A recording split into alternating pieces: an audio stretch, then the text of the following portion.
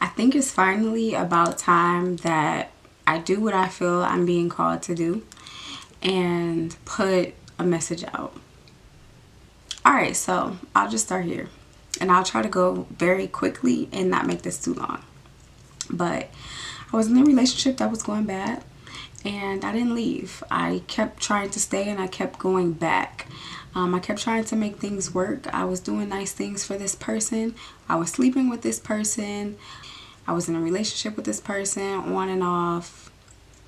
And it got to the point where I became very miserable and then suicidal. After so much excruciating pain, I decided to just fall on my knees and beg God for mercy, because that is how much hurt I was feeling in my heart. After this relationship was over to the point where I was feeling suicidal, I had to go to my mom's house because she needed her furnace fixed, but she doesn't live there at this house, so she needed to let the furnace guy in.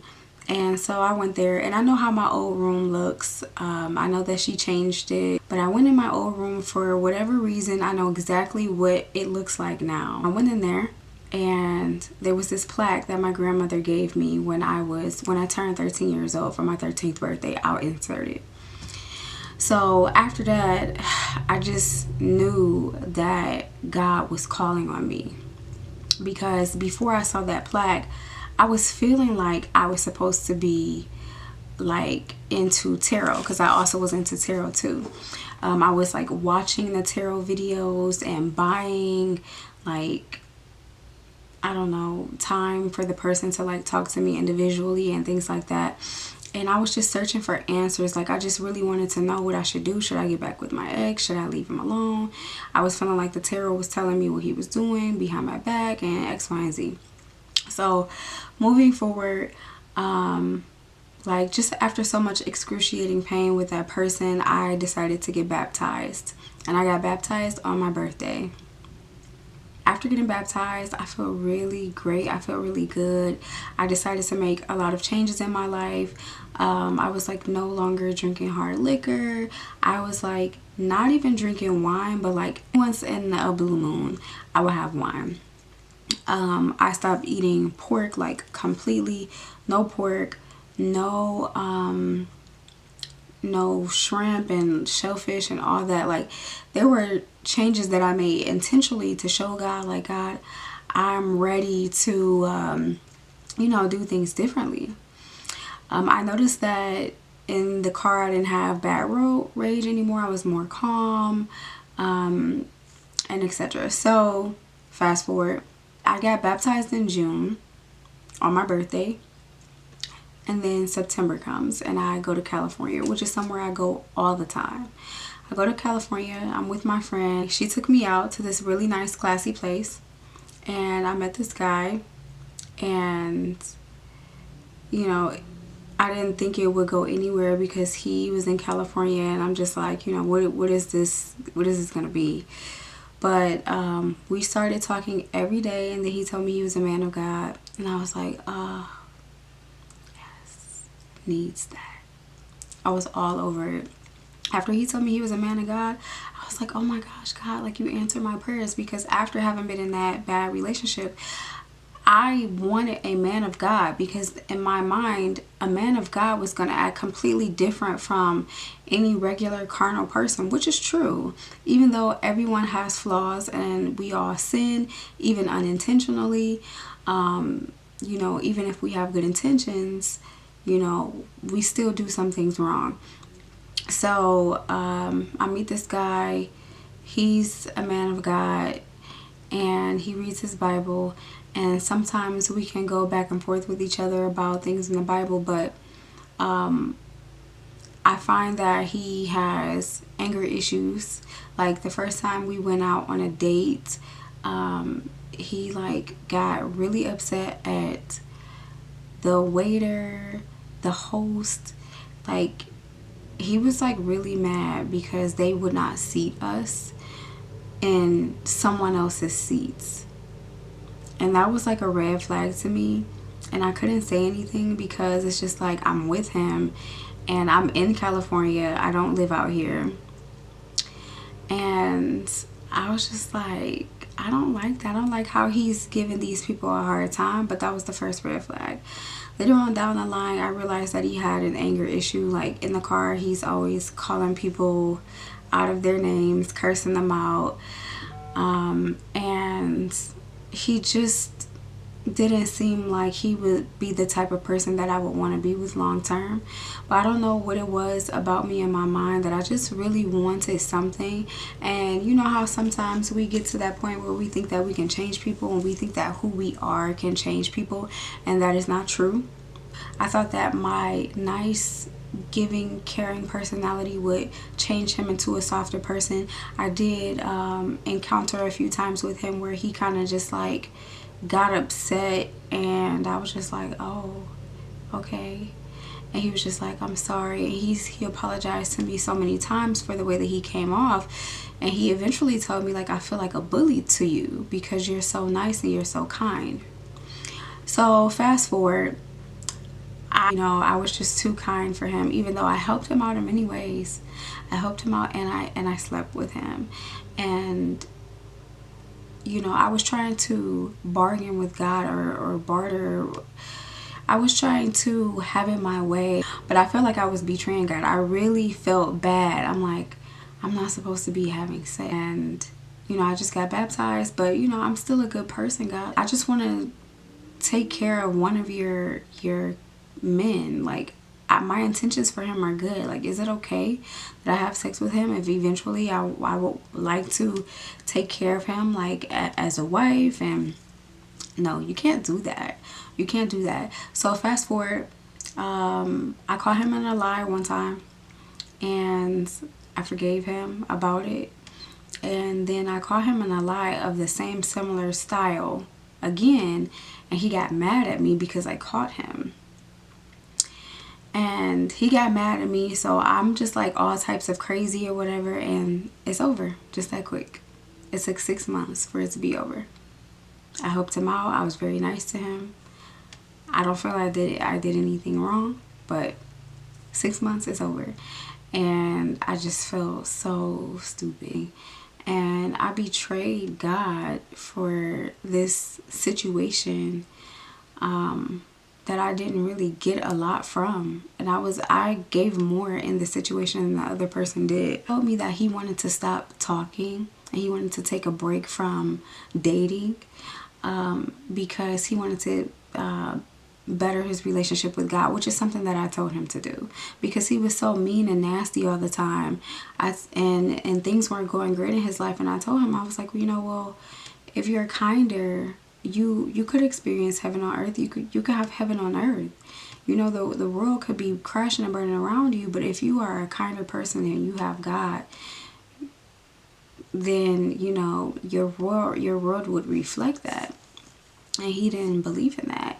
And there were so many red flags that I should have taken heed to, but I didn't, just in the hopes that he would come around. And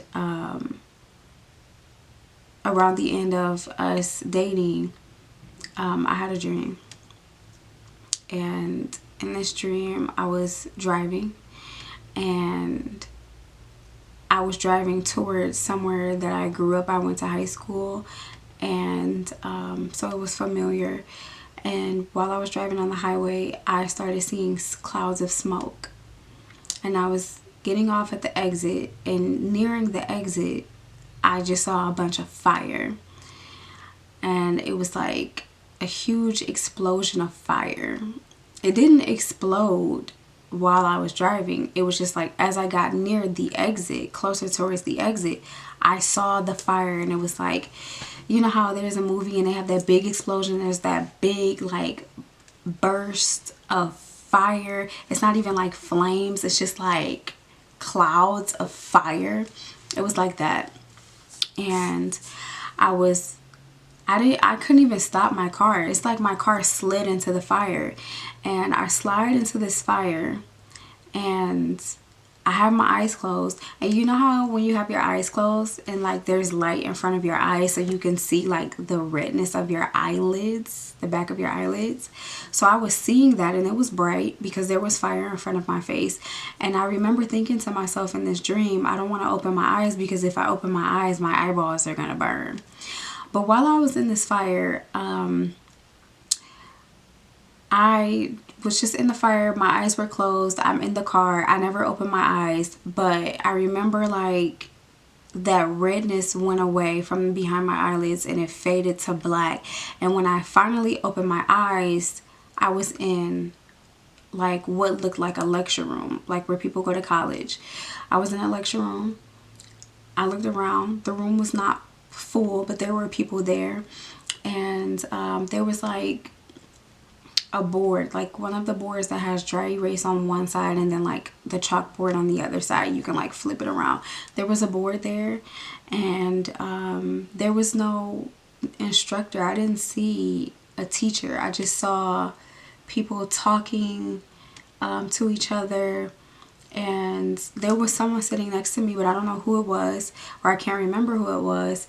And I turned to them and I was like, we got to get out of here. And so when I woke up, I thought that God took me to hell.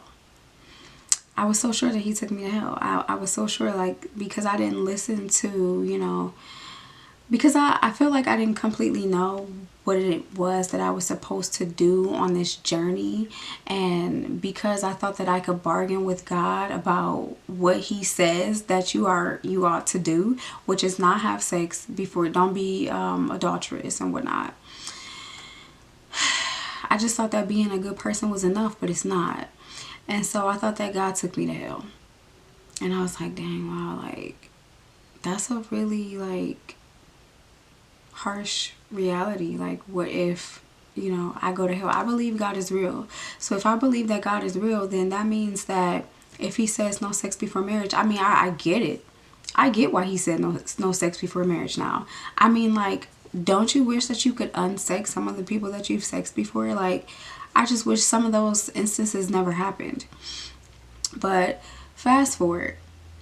So I'm on my laptop, and I have Apple News. And so Apple News comes up and it says something about a huge explosion in Indiana, I think it was Indiana, a plastic factory. It combusted and it went into flames, and there's like smoke everywhere. And the people there, they have to wear masks because of all the chemicals and plastic in the air and whatnot. And I got to thinking, my aunt just happened to call me. She just happened to call me, and she was a pastor, and so she asked me to go back to Genesis and read in Genesis and find out how God was telling us that the world was the earth was round.